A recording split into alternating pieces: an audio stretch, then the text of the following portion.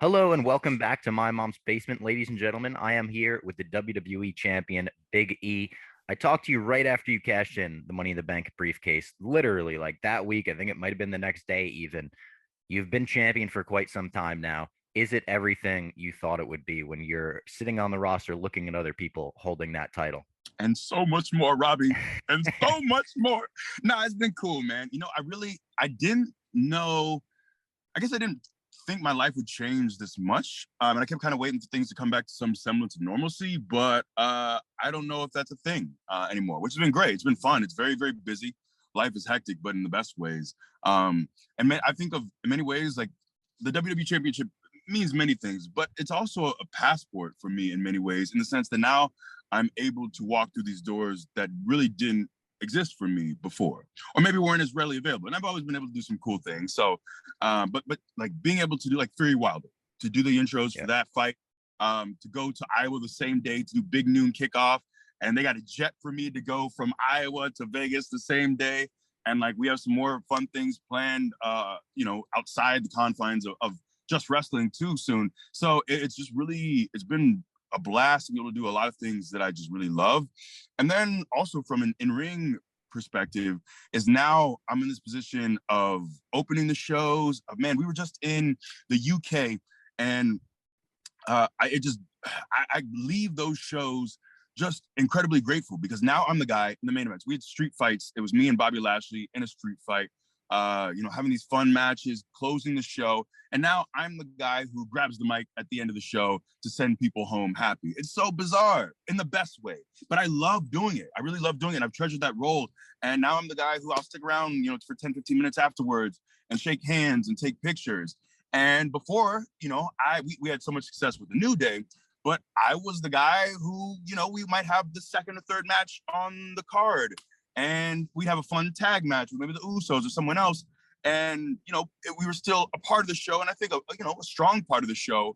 But there's just something different about being in that position of holding the WWE Championship and being the guy in many regards. So seeing it and experiencing it and more, I'm starting to understand. I talked to Edge and other people you've told me, now the work really begins, which I knew. But now I'm experiencing it more. But the thing I love is it doesn't feel daunting or overwhelming. There are times like I only slept like 4 hours because we had to leave the hotel at 5:30 to do something today, and I'm busy pretty much all day. But I've enjoyed it, and I've really embraced it, and it's been a lot of fun. Is that almost normal for you at this point? Like getting 4 hours of sleep and just moving on to the next day and being like, all right, we'll see if I can get 4 hours tomorrow.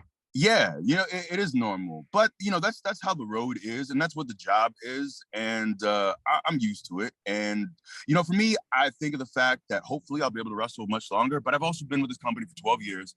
I'm 35 now, and I want to enjoy it. So even if it is hectic, even if I don't sleep much, man, I'm incredibly blessed to be able to. We just wrestled in Saudi Arabia. We have shows in Tokyo, which I love. I'm getting the opportunity to do all these things I never dreamed of because of this job. So I try my best to focus on the positives of it, because there are you can let the sleepless nights, you can let the long travel days, you can let that stuff build up and wear on you. But then you miss the good, you miss the beauty in what we do. So I'm just trying to treasure all the good that's coming along with this added responsibility. I love that. We got Survivor Series this Sunday night at the Barclays Center. I'll be there. I can't wait for it. So I figured, what better way to do this interview than go through your history at Survivor Series and kind of see what you remember about it, see what you remember about these matches.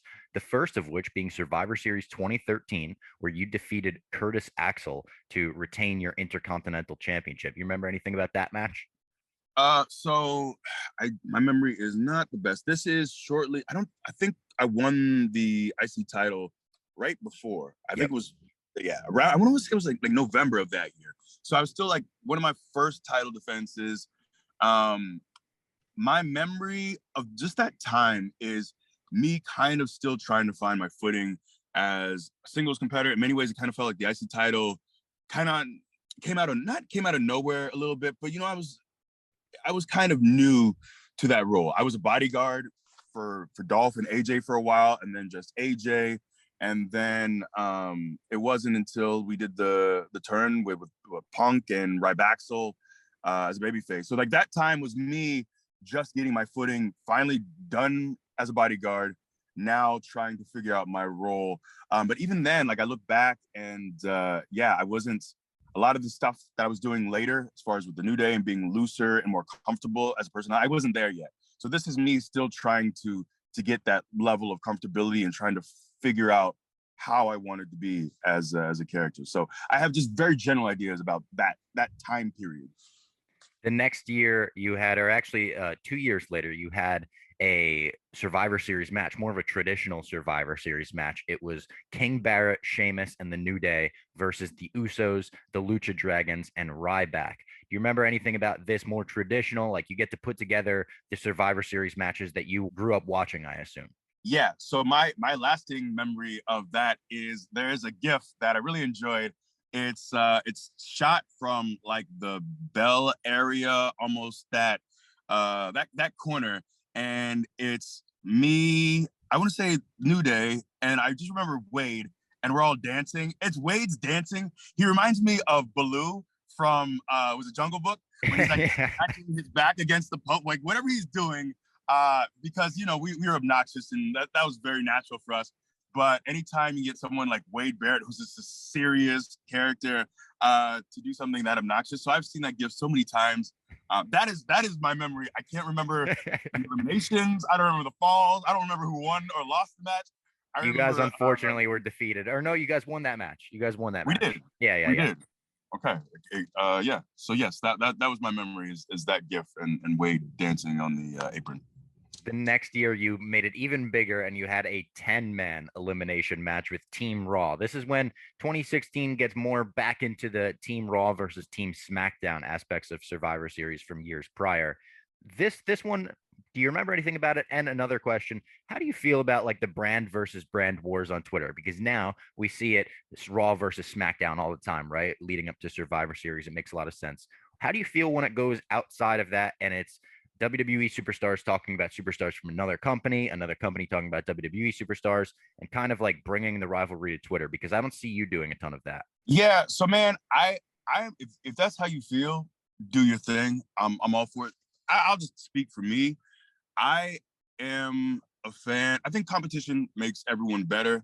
I have friends over there. I have people who I think who are incredibly talented, who might not be friends, but I'm a fan of so much of that's going on over there. And yeah, so I know fans love the sniping. They love the back and forth. I think it's often entertaining too. It's not really my cup of tea, just because I said, you know, there's so many people that I root for over there. And I think competition is great for everyone all around. And I'm glad the fans are engaged. It's not my thing, but do you. But people love pot stirring, and it's interesting. You know, the idea of, I don't know if this is ever feasible, but you know, just like, is that forbidden door going to be open here between us and them? Like, imagine that. That would be incredible. Like that, something like that, I think would be really interesting. As far as that Survivor Series match, I think what I remember is, I remember we were eliminated fairly early, but I remember Dango and Breeze were eliminated like instantaneously. And there's this one meme of, I think it's a picture of us, and Woods is playing the trombone. I think they were doing, Dango and Breeze were doing the tickets at the time. I think that's how we started the match. Is Dango comes out, he starts just tossing tickets at people, fighting them for fashion violations. And then I think something happens and he turns right around into our finish. And then we're eliminated off the heels of that. But I think the meme is, and clearly I only remember GIFs and memes. I love that.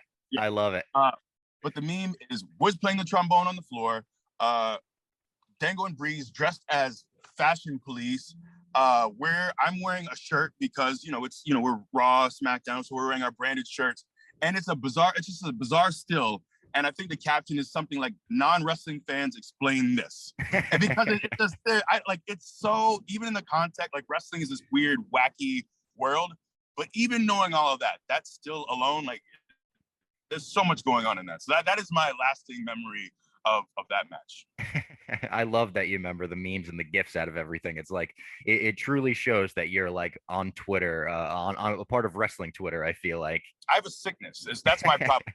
It's not something to be celebrated. I'm on my phone all the time. I'm on Twitter all the time.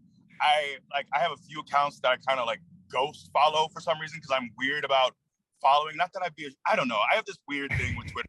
I need to find a way to put my phone down and be off of it less. I hate when I get the notifications of like how long. I don't need to know that I was on my phone for Oh, the 12 hours. screen time. I know. I hate that. I hate it. I understand I have a problem. I don't know how to address it yet, but I know I have a sickness. Leave me alone. Don't let me know all the time that I'm attached to my phone. But yeah, that's me. The next year you had an amazing marquee match against the Shield. This is the New Day versus the Shield, Survivor Series 2017. This was so hyped leading into it, so talked about, and the match delivered on a big bad way. What do you remember about that one? Yeah, that was a fun one, man. Those guys are that's some people will have them as the greatest faction of all time, and I won't argue with that. They're incredible. So I love that match a lot. I think we had a ton of fun. I wish we got to do more six mans. And we got to do stuff with the Wyatt family, but those like faction wars are some of my favorite things in wrestling, in our industry, is just team versus team. Yeah, man. So there's some particulars I don't remember. I know the one thing that we did end up doing, which I kind of wanted to do for a while until then, is the double big ending. Oh yeah.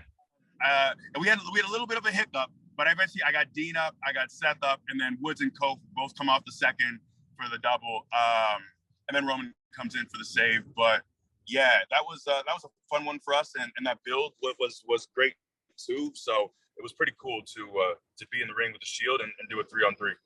Were you guys like really itching to do that at the time when the Shield obviously exists as a 3-man team, the New Day exists as a 3-man team? It just seemed like perfect, stars aligning. Yeah, no, it's something that we definitely want to do for a while. And it's our rises were pretty different. Those guys were like a main event caliber faction pretty much right out of the gate. For us, our story, as you know, we had to take some time to get there. So we just kind of wanted, for me, it was something that I wanted to do for a while, but I wanted to make sure that we were at a position where people could go into that match thinking like, all right, these guys can actually win it. So, that's a big part for us, is just making sure that we built our resume enough that people were excited for the match. And I thought we got to that point. I think the timing of it felt right. Absolutely. The next year, 2018, another big 10-man elimination match, this time with Team SmackDown instead of Team Raw. You won this one. And also, do you have any favorite obscure Survivor Series teams with this one?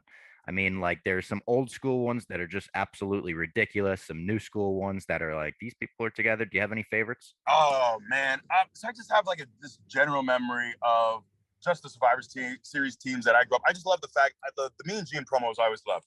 And I wish we do more of that. Just the background, just these five colorful characters, and they're all losing their mind, and just it's the over-the-top nature of everyone coming together. So that's just kind of what I think of when I think of the Survivor Series teams that I grew up watching. I am trying to remember, this is only 3 years ago, but the 2018 Survivor Series match, who was even in that? I'll read it to you right here. I have the Wikipedia pulled up. My favorite personal like weird Survivor Series team is when the Hearts were with the Ultimate Warrior and I think the Rockers, and he just started covering them in tape during their Mean Gene interview. He just started surrounding them in tape. That's an all-time classic. This Team SmackDown was the Usos, the New Day, Sanity, Gallows and Anderson, and the Colognes versus Team Raw, Bobby Roode, Chad Gable, The Revival, the B Team, Lucha House Party, and the Ascension. So this is a big one. I have not a single memory of that, and that is a problem. It kicked off the show as a pre-show. Okay, was that where was the location? Was that L.A.? Yeah, you were in L.A. Staples Center. Okay, that's my sole memory of that. We were in L.A. I just saw they're renaming the Staples Center. Did you see that? Yes, we were just talking about that in the car. Was it crypto.com? Crypto.com Center. It's going to take a while to get used to that one. Yeah, Staples Center it rolled off the tongue. Yeah. But I guess we got used to it. We got way too used to it. And then last year, we have the Street Profits versus the New Day. Yes. And I just came out on the entrance. Yep. The fun one. I don't think I did anything else on that show. I think that was all I did. But yeah, man, that was really cool to watch as a fan, to be able to sit in the back. We also got to do the Gears of War thing, which was really cool. This is Yeah. also the one that had no fans, so that was an adjustment as well. But getting to be a part of Gears of War and to come out with that stuff was so intricate, and there's so many different pieces. But that was just really cool, just as video game nerds, to be a part of that. And I was also, man, I'm just such a big fan of the Street Profits and what they have done, like watching them in NXT and then coming up on the main roster. Man, I think they've just done an incredible job. And I feel like when you watch the two of them, you see like future crossover stars, man. I like getting to do media with them and all the things we've been able to do the last several months. I just, those guys are so entertaining and they're so good at what they do. I'm just such a big fan. And it felt like in many ways, it felt with the Street Profits winning that match, like I don't know what I'm gonna say, passing of the torch, because obviously, we're not bowing out. And we're able to have some of our greatest moments after that. Woods being King of the Ring, me being WWE Champion. So I think there are definitely more good things to come. So it's not like we're on our way out. But what I loved about that was afterwards, it really felt like the nod that the Street Profits are the guys. Like they're going to be a staple. And I love those moments where you can go out there and not just have a great wrestling match, but where it almost signals what's going to happen in the future. That those moments where you can kind of say those star-making performances, and not that they weren't stars before, but I thought those guys killed it. And I was really proud of all four of those guys involved.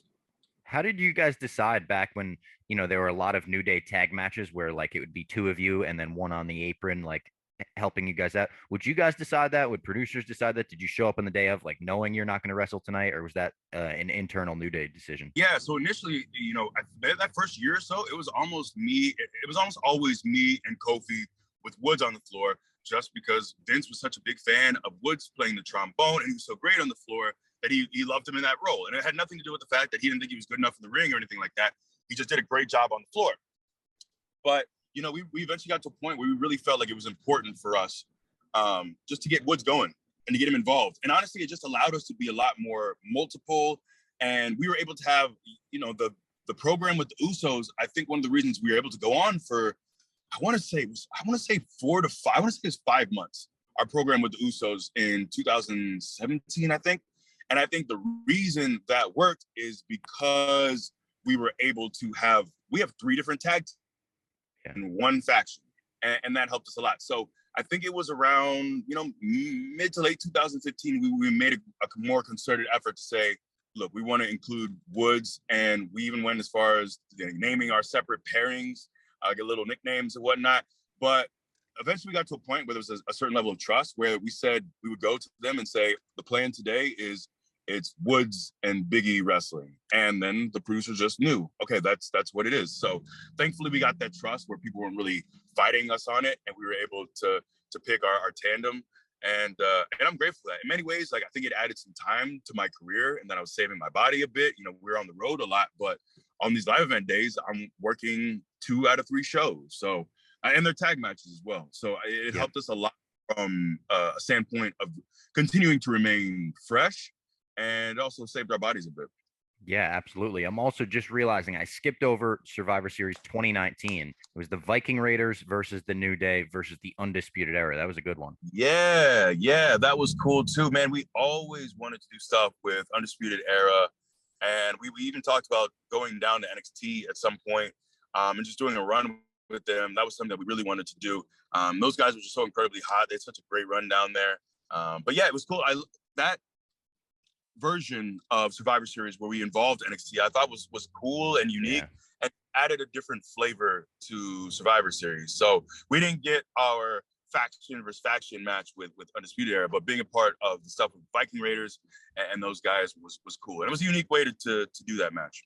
Yeah, and this Sunday you got Roman Reigns. It's going to be a special one to add to this list. It's the match I'm truly looking forward to more than anything else on the card. I think that's going to be awesome. Yeah, man, I'm excited about it. It's so fresh for me, and I think the really cool thing for me, being 9 years into things that feel fresh and new, and I've never been in a singles pay-per-view main event. And the fact that it's New York, it's Roman who's on this all-time great run.